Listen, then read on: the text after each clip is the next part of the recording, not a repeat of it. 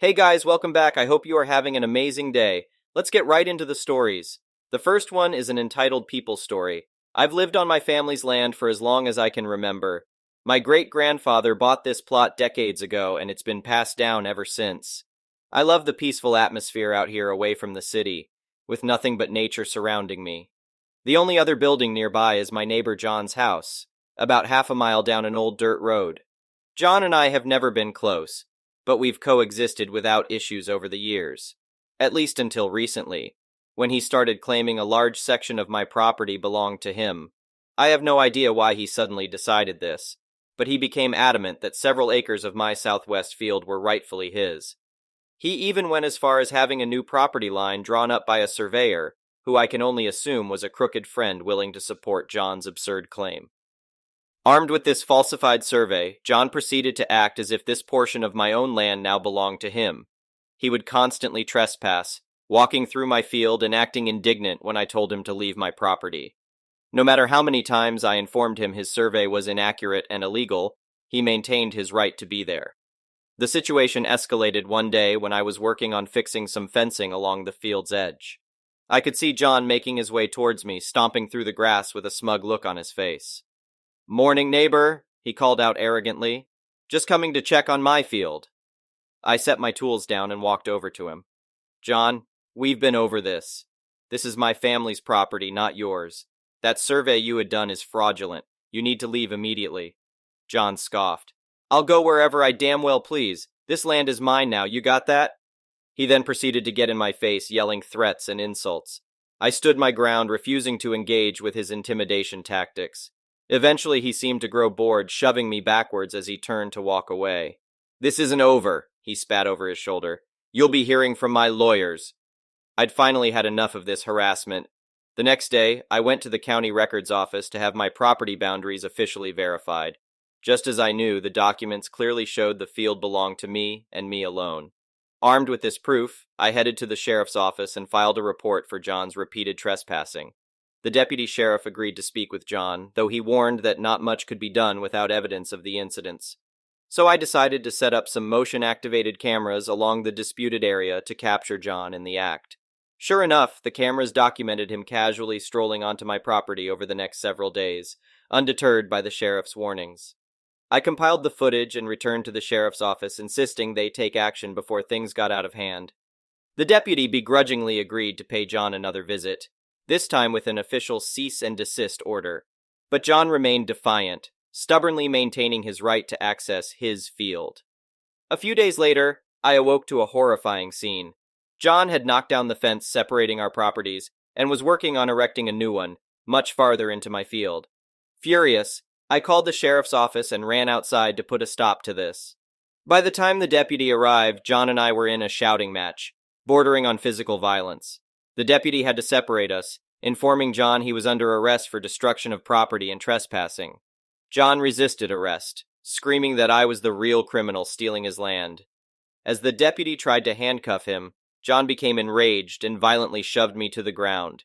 He then launched himself at me, landing several punches before the stunned deputy could restrain him. I pressed charges against John for trespassing, destruction of property, and assault.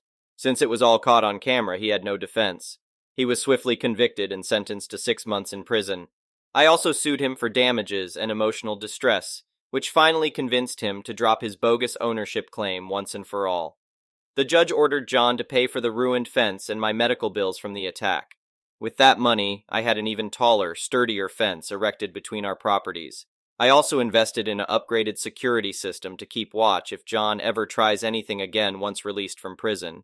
For now, though, I'm enjoying the peace and quiet without that entitled, delusional man constantly harassing me and trying to claim what isn't his. John thought he could bully me into giving up my own land, but instead he's the one sitting in a jail cell, learning a hard lesson about respecting property rights the hard way. Here's hoping once John finishes his sentence, he'll think twice before trying to pull this nonsense ever again. The next one is a pro-revenge story. In September of 2020, the apartment next to mine was let out to 2 young women, both students. After they settled in a bit, it turned out they wanted to have a party. No big deal, except Belgium was in full lockdown at this point due to COVID, and you were supposed to only have one fixed visitor over. But then again, to be young again, etc. So I didn't really care. During this time, I was working in healthcare. I work with the mentally disabled, but I volunteered for the ad hoc COVID team, meaning I got called upon to tend to those residents who were sick and needed quarantining or were effectively diagnosed with COVID. This meant pretty long working hours, and I spent about 10 to 11 hours a day at work, with a full hour bike ride to and from work. Needless to say, I was pretty tired pretty much all the time, so I wasn't looking forward to the noise from a party, but I'm pretty chill and know that living in the city, some noise is to be expected. So they are having their party, and I can stand some noise and music, but this party was wild. People shouting full on in the hallway, wrecking things, etc., etc. At about 4 in the morning, I introduced myself to the neighbors and asked them when they could expect their company plus 20 people to leave, and if they could refrain from having a party the next day, as I have to work and get up at 6 every day. So they promised they would keep it down the rest of the night.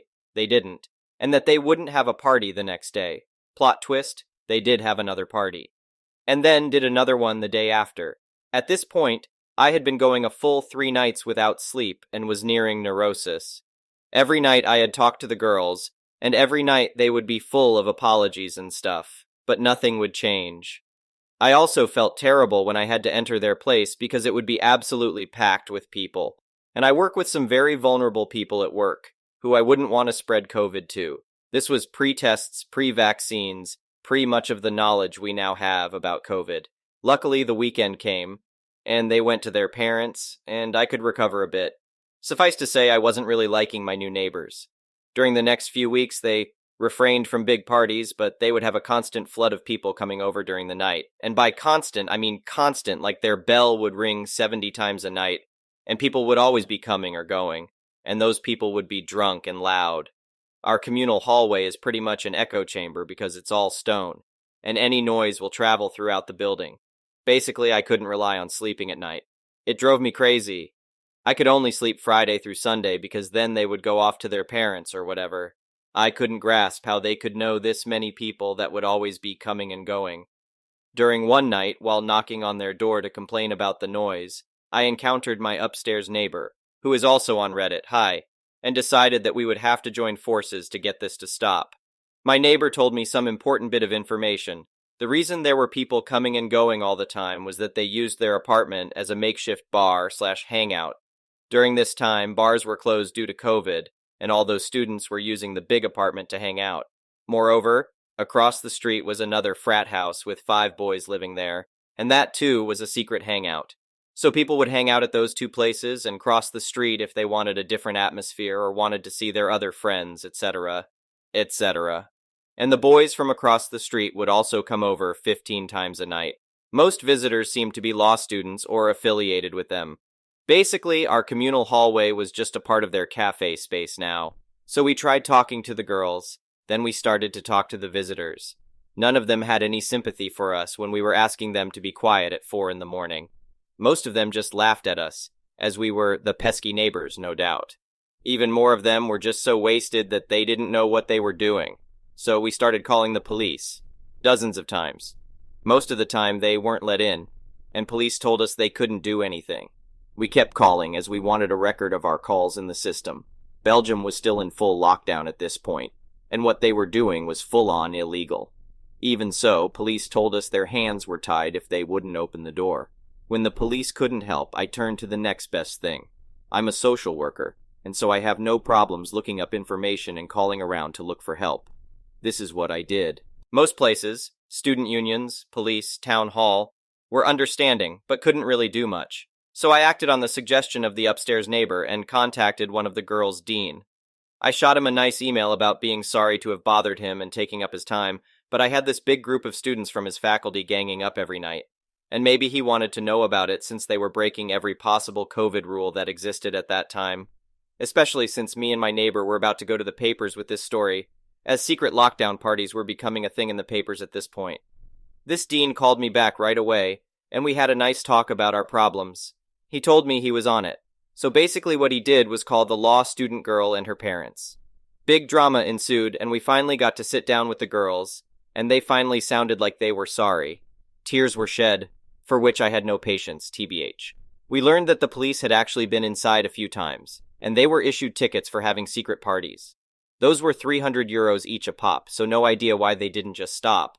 We learned they were not happy because the dean had called them up at 11 o'clock and they were still asleep, to which I said, "Well, there is your problem. You are still asleep at 11 o'clock. I'm up at 6 every day and you girls haven't been a bit understanding about that." So we got to feel a bit like we got our revenge and we got to vent, but we kept it kinda nice and parted on good terms, hoping that this would be it and we could live together as nice neighbors. But if that were the case, I wouldn't be here, right? You'd think they would have gotten the point now and would refrain from making noise and partying. Well, you'd be wrong. Basically, what they did was they moved to the frat house across the street and started partying there. There were slightly fewer people running to and fro, but the noise was still a problem, and we were now in the middle of the second COVID wave, and these people were meeting up with big groups like crazy, while I hadn't seen a soul in almost a year. Never mind the people at my work, who were forbidden from even going to their own friggin' family. The whole thing was just ridiculous. My upstairs neighbor happened to film such a party across the street and had sent the clip to me. We were thinking about going to the press with our story, but weren't really sure if it would be a good idea. So I posted the clip of the party on the subreddit of our country to test the waters. It got quite some comments and upvotes, and it seemed most people were also sick of people disregarding the rules and having secret parties. After some talks with the upstairs neighbor, we decided to contact the press and simultaneously go up a step in the university hierarchy and contact the vice rector that had the power to start up a disciplinary case against the students. This person is one of 12 vice rectors for a total campus of about 15,000 students, so quite high up. Things moved fast. Local news actually picked up our story from Reddit and contacted me, and we gave some background info. They confirmed with the police that cops had been dozens of times to our address and across the street and weren't let in most of the time. We mentioned that the university was involved, and that we hoped they would finally intervene. The next day, the piece was on their website. It went viral there and got promoted to the sites of most national newspapers. Its headline was sensational enough, mentioning the dozens of times police had showed up and also mentioning how healthcare workers were being kept up by selfish students. At the same time, the vice rector contacted us to take our statements, which we already had prepared on paper, and informed us they would investigate and could possibly start up disciplinary actions. At the same time, more reporters were contacting me throughout the day, and we made sure to mention that to her and link the university to the printed articles. The next day, while at work, I got a message from the upstairs neighbor that a film crew from the national news was at our doorstep. He declined to talk to them, and I would have done the same since this was getting pretty big now. But they made a segment anyway.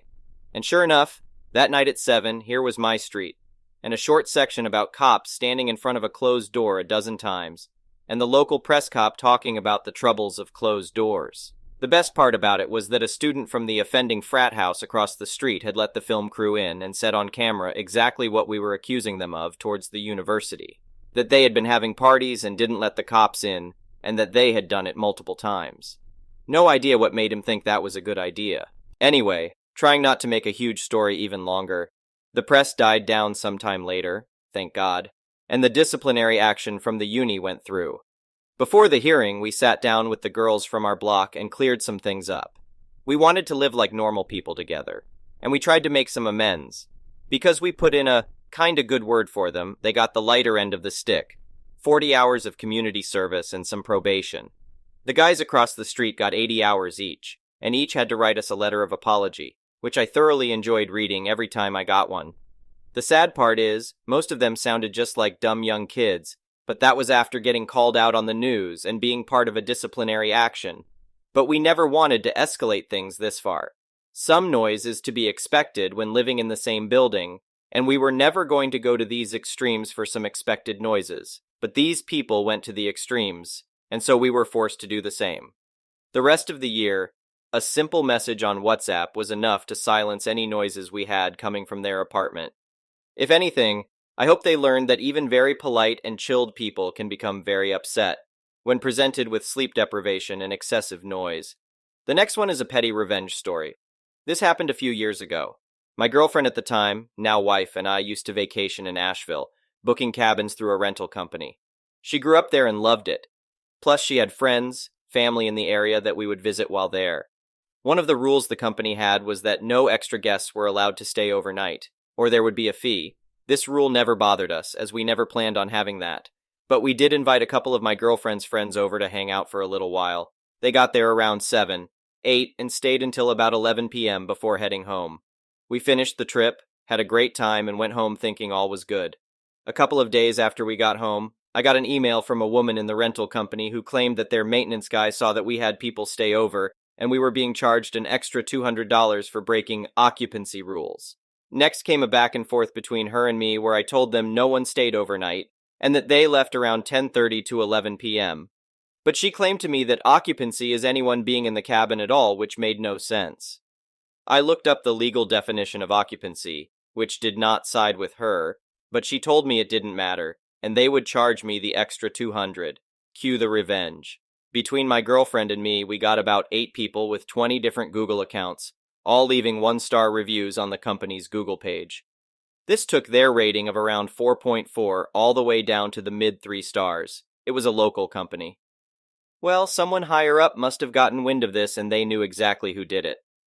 Within a couple of hours, I got several emails from the original woman and her supervisor apologizing for the misunderstanding and asking how they could get us to take down the bad reviews. After telling them it was clearly not a misunderstanding, I told them to kick rocks since they wanted to treat us that way, and long story shorter than it could be, we ended up getting an offer of $200 off our next visit if we took the reviews down.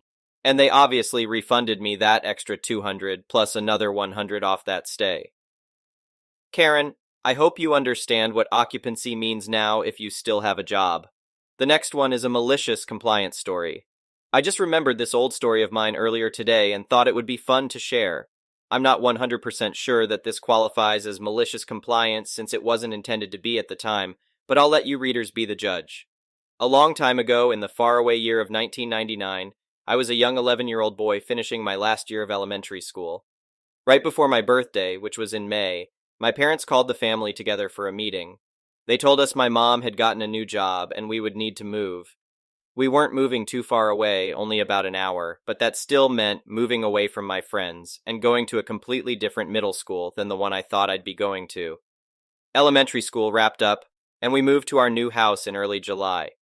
In August, my parents and I got to take a tour of the school and meet the principal and some of the teachers. That was when we learned that there weren't any buses that passed our new neighborhood. It was actually close to the school, so that meant I would be walking to and from there every day. My parents weren't too thrilled about this, but it was only a 15-20-minute walk, and there was a path, so they came around to the idea pretty quickly. At the time, both of my parents worked full-time and 5 days a week. My mom worked Monday through Friday, and my dad worked Monday through Thursday and Saturday. Trust me, this is relevant. Since my older sister was away in college full-time, and they didn't trust me and my brother alone, my parents found a babysitter to be there when my brother and I would get home and watch us until my parents got home. My brother was 2 years younger than me and in the local elementary school. The school year started, and in early September, we got a massive heat wave that reached highs of like 96 degrees for a couple of days. The middle school was also an old building, and most of it was not air-conditioned. I only had 2 classes that had AC in the classroom throughout the day. At the end of those days, I was tired and not in any mood to walk an additional 20 minutes in the heat before getting home, so I used vending machine snack money to call the babysitter from the payphone. Cell phones were definitely not used by kids in those days. The babysitter, thinking he was just not letting me suffer in the heat, came to pick me up, and I would do some homework before Batman Beyond and Pokemon came on. I did try to call home 2 more times over the next 2 weeks when it was hot. The second time, I got the sitter again. The third time I called was on a Friday. My dad answered. He was not happy with me. He told me it wasn't that hot, 85 that day, and that I shouldn't call the sitter away from the house and that I had to start growing up. He told me to walk home, and we would talk more when I got there. So I walked home. I got a lecture and was told not to call the sitter again to be picked up. I said okay and told him I wouldn't call the sitter or him again to be picked up. 2 weeks later, at the end of September, a hurricane passed through the area. Halfway through the day at school, it really started coming down. Got so bad that they let us out of school a half hour early, like that was gonna save us. By this time, though, a lot of roads were flooding, and the line for payphones was long. I remembered what my dad told me a couple of weeks ago, so I walked home. It took me almost 30 minutes to walk home from school that day, and I was drenched by the time I got home. The rain was coming down so hard I couldn't see more than 5 feet in front of me. The roads were so flooded that the only way to drive in was with a car that had 4WD. When I got home, both my parents, Mom got out of work early due to the storm, were there panicking because they hadn't heard from either the school or me. I just walked in through our garage soaking wet and said, "Hi Mom, hi Dad, I'm home." After they got over the initial shock and relief of seeing me home, my parents and I had this conversation. Mom: "How did you get home?" Me: "I walked." Mom: "Why?" Me: "Dad told me to." Mom: "When? We didn't get any calls from you or the school today." Me: "Well, a couple of weeks ago I called the sitter a few times and asked for a ride home since it was hot. The last time I called, I got Dad. He told me I had to just walk home from now on and not call for a ride again." Dad: "I implied that there could be exceptions."